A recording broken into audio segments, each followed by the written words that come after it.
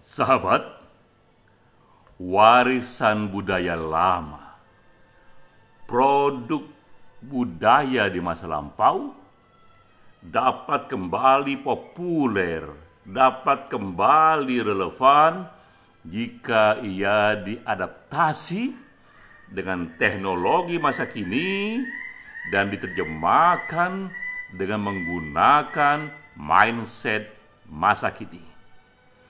Itulah sebabnya mengapa komik-komik Spider-Man misalnya yang pertama kali terbit di tahun 62, 60 tahun yang lalu bisa begitu populer dan menjadi film yang digemari di berbagai dunia karena komik itu diterjemahkan dengan teknologi yang sangat tinggi, dengan mindset yang sangat sesuai zamannya di era kini, sehingga komik yang 60 tahun lalu itu pun menjadi film Hollywood yang begitu populer, yang begitu banyak ditonton. Inilah gabungan antara kekayaan lokal masa lalu yang diangkat dengan teknologi dan mindset masa kini. Ini pengantar untuk kita masuk ke dalam diskusi Hati Pena yang ke-66. Ini diskusi yang diselenggarakan oleh Perkumpulan Penulis Indonesia Satu Pena. Kali ini yang menjadi tuan rumahnya adalah teman-teman Satu Pena di Jakarta di bawah komando Ibu Nia Samsihono. Topik kita kali ini adalah Batavia Tradisilia Illustrata, Tanah Betawi dan Belenggu Perubahan Zaman. Yang menjadi pembicara sahabat kita Fauzi Onisi, yang memang kita kenal banyak mendalami budaya Betawi. Peran saya menukik lebih jauh dengan data-data terkini mengenai masa depan budaya Betawi. Saya mulai dulu dengan satu prinsip penting dalam evolusi budaya, yaitu survival of the fittest. Inilah hukum budaya yang berlaku bahkan tidak hanya untuk budaya, tapi juga untuk makhluk hidup. Bahwa dari sekian tahun evolusi yang ada, yang nanti bertahan hanyalah budaya yang paling sesuai dengan situasi zamannya. Survival of the fittest, yang paling fit, yang paling sesuai dengan zamannya. Budaya yang tak sesuai lagi, walaupun dulu itu budaya para raksasa, budaya minta ampun hebatnya, budaya itu akan mati dan terkubur. Dan sejarah, apa itu sejarah? Jika kita lihat apa yang terjadi dalam sejarah, banyak sekali di sana kuburan-kuburan budaya masa lalu yang tidak lagi fungsional, yang tak lagi bisa bertahan karena perubahan zaman. Sekarang mari kita ambil contoh yang dekat-dekat dengan kita saja, yang mungkin memori kita masih ingat, yaitu ini mengenai hilangnya permainan tradisional dari anak-anak. Satu contoh bagaimana permainan anak-anak yang dulu pernah populer, tiba-tiba dia hilang sekarang ini karena zaman berubah. Ini contohnya, misalnya permainan bakiak batok. Saya tidak tahu apakah teman-teman mengalaminya. Saya pernah mengalaminya. Ini bakiak dari batok kelapa yang dikeringkan, lalu ia diikat pakai tali. Kaki kita menjepit tali itu dan kita berjalan di atas bakiak itu, dan waktu itu terasa begitu asiknya bermain dengan teman-teman, tertawa. Kadang-kadang itu di bawah bulan purnama. Ini permainan yang dulu begitu populer, tapi kini semakin hilang, semakin tak terdengar. Juga yang semakin hilang adalah permainan tarik tambang. Dua pihak saling menarik tambang, siapa yang menang, siapa yang kalah. Yang kalah biasanya dia akan ketarik oleh yang menang melewati batasnya. Ini juga permainan anak-anak yang asik sekali dan sekarang hanya kita temui ketika peringatan 17 Agustusan, tapi di luar itu sangat jarang ini dimainkan. Ini juga contoh betapa permainan yang dulu populer pelan-pelan hilang, tapi juga lahir permainan baru di sana. Permainan anak-anak yang baru termasuk di sini adalah online gaming. Ini permainan yang tak dikenal sebelum datangnya dunia internet, karena kita harus online dulu di sini. Dan permainan ini bahkan disusun juga oleh tim psikolog dan ia digemari oleh anak-anak. Mengapa demikian? Karena ini fokusnya ketika anak-anak bermain online gaming dari satu level naik ke level lain, naik ke level lain lagi, memberikan kepada anak-anak satu rasa terpuaskan, mereka kompeten mengatasi rintangan di level 1 sehingga naik ke level 2, dan mereka pun merasa mendapatkan reward untuk naik kelas ke level 1, level 2, level 3 dan seterusnya. Gaming online inilah yang sekarang ini populer di kalangan anak-anak. Lalu adakah budaya Betawi akan mengalami seperti mainan anak-anak yang hilang itu, yang dulu pernah populer tapi kini menjadi tidak populer lagi dan akan digantikan oleh budaya baru yang jauh lebih populer? Kita mulai dengan contoh kasus. Ini kasus satu budaya yang dulu kokoh sekali, yang diminati oleh satu komunitas, tapi adalah memudar dan menghilangnya banyak budaya suku Indian Amerika Serikat. Ini juga contoh yang dekat-dekat dengan kita, menunjukkan bahwa budaya sehebat apapun ia bisa memudar, ia bisa hilang. Terjadi pada suku Indian pun bisa terjadi pada suku Betawi. Nah, sekarang kita mencoba melihat apa yang terjadi pada suku Indian dan apa bedanya nanti dengan suku Betawi. Kita mulai dengan peristiwa yang unik di tahun 2010. Saat itu pemerintah Amerika Serikat secara resmi meminta maaf kepada semua suku Indian di Amerika Serikat atas perlakuan pemerintah Amerika yang buruk sebelumnya dalam sejarah. Ini di tahun 2010, saat itu Amerika presidennya adalah Barack Obama. Dengan hati yang tulus mereka mengatakan bahwa pemerintah Amerika di zaman dulu sudah melakukan satu kesalahan yang menyebabkan memudarnya banyak sekali kultur suku Indian. Kebijakan dari pemerintah Amerika lah selama ini yang menjadi penyebab marginalisasi suku asli Indian. Mari kita lihat apa kebijakannya. Pertama, ini yang terkenal adalah kebijakan yang disebut Indian Removal Act tahun 1830, yang menjadi presiden Amerika saat itu adalah Andrew Jackson. Ini adalah aturan yang memberi hak kepada pemerintah Amerika Serikat untuk mengusir suku Indian dari tanahnya.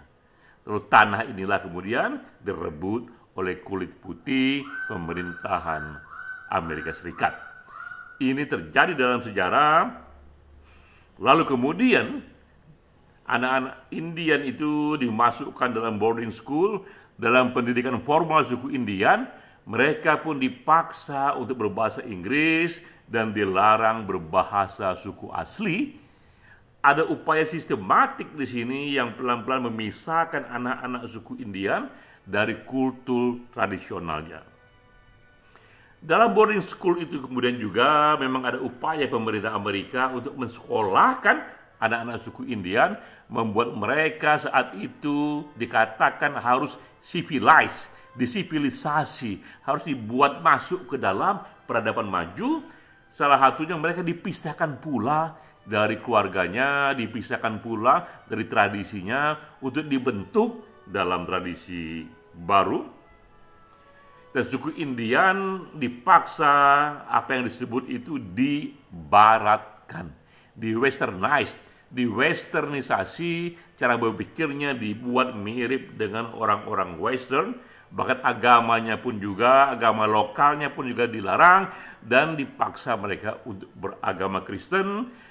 Baju mereka, tato mereka juga diminimalkan di sana, dan mereka dipaksa hidup dengan pakaian barat, dengan cara berpikir orang barat, dengan kultur orang barat. Inilah yang dijadikan satu polisi terus-menerus yang menyebabkan tergerusnya kultur suku-suku Indian. Dulu ini dianggap satu kebenaran karena itulah pemerintah Amerika terus-menerus sejak tahun 1830 sampai ratusan tahun dikerjakan. Namun tahun 2010 terjadi era baru, pemerintah Amerika Serikat menyadari bahwa itu kekeliruan, karena orang tiba-tiba sekarang ini mulai berbicara mengenai hak-hak kultural dari siapapun untuk tetap memeluk tradisi dan agama yang diyakininya. Itu yang terjadi di India. Ini yang terjadi di Betawi. Betawi pun mengalami satu marginalisasi sebagaimana suku Indian, tapi prosesnya sama sekali berbeda. Betawi ataupun suku Indian sama-sama mengalami marginalisasi, tapi di Betawi prosesnya seperti ini. Ada 6 tahap. Pertama adalah datangnya begitu banyak pendatang baru ke Jakarta dari berbagai daerah, dan juga banyak pula yang datang dengan kompetensi yang lebih tinggi, yang pelan-pelan membuat suku Betawi kalah bersaing dengan para pendatang ini. Itu yang pertama.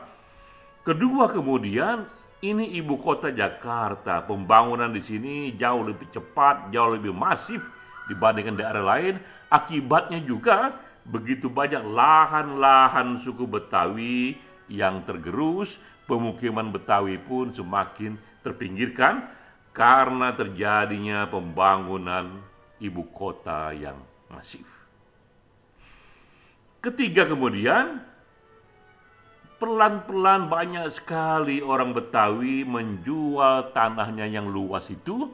Tanahnya tidak direbut sebagaimana suku India yang direbut oleh pemerintah di Amerika Serikat, tapi terjadi secara sukarela. Suku Betawi menjual tanahnya yang luas di pusat kota, mereka dapatkan uangnya, dan mereka pun akhirnya pindah ke pinggiran.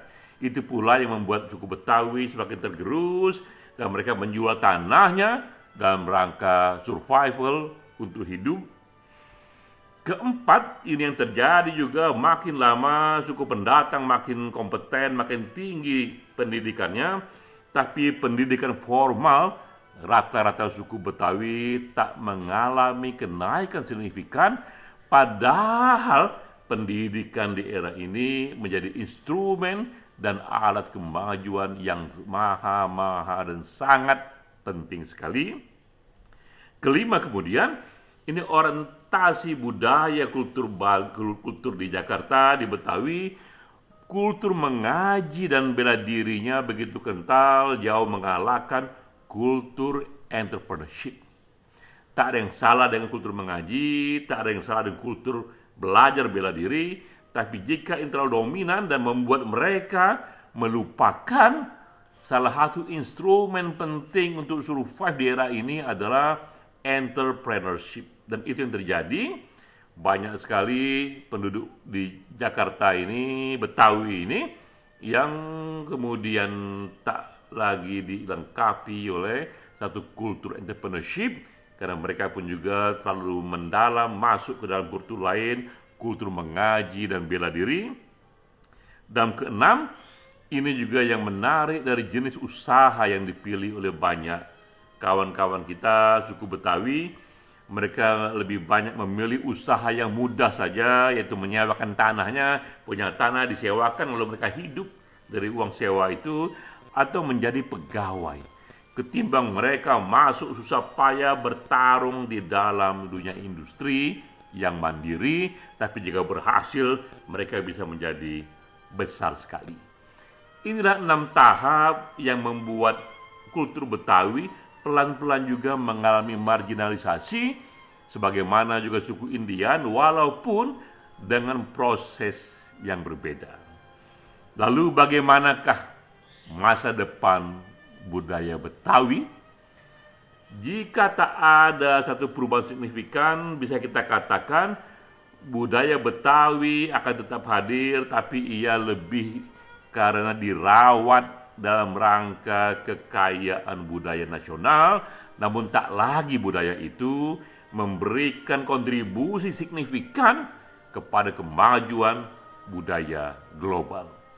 Karena di era ini, apapun yang ingin berperan, ia harus memiliki konten teknologi yang tinggi, ia harus juga ada dalam mindset zaman ini. Karena itu, jika karya-karya kultur Betawi atau produk dari kultur Betawi ingin survive, ia harus ditransformasi dengan konten teknologi yang tinggi, dengan mindset budaya masa kini, sebagaimana yang dikerjakan dengan komik-komik Spider-Man, Superman, Batman. Itu komik-komik masa lalu semua, tapi sekarang ini ia menjadi film-film yang terlaris karena diubah dengan satu efek teknologi, salah satu yang paling canggih dalam film-film Hollywood. Sahabat, sekali lagi, hati kita ingin sekali budaya Betawi ini survive di sana, karena itu bagian dari kekayaan nasional. Namun tak cukup budaya Betawi itu hanya dilap-lap saja supaya mengkilat, tapi ia harus ditransformasikan dengan teknologi tinggi, dengan konten dan mindset masa kini. Hanya itulah yang bisa membuat budaya Betawi tidak memudar sebagaimana memudarnya permainan anak-anak yang tadi kita sebut di depan. Salam.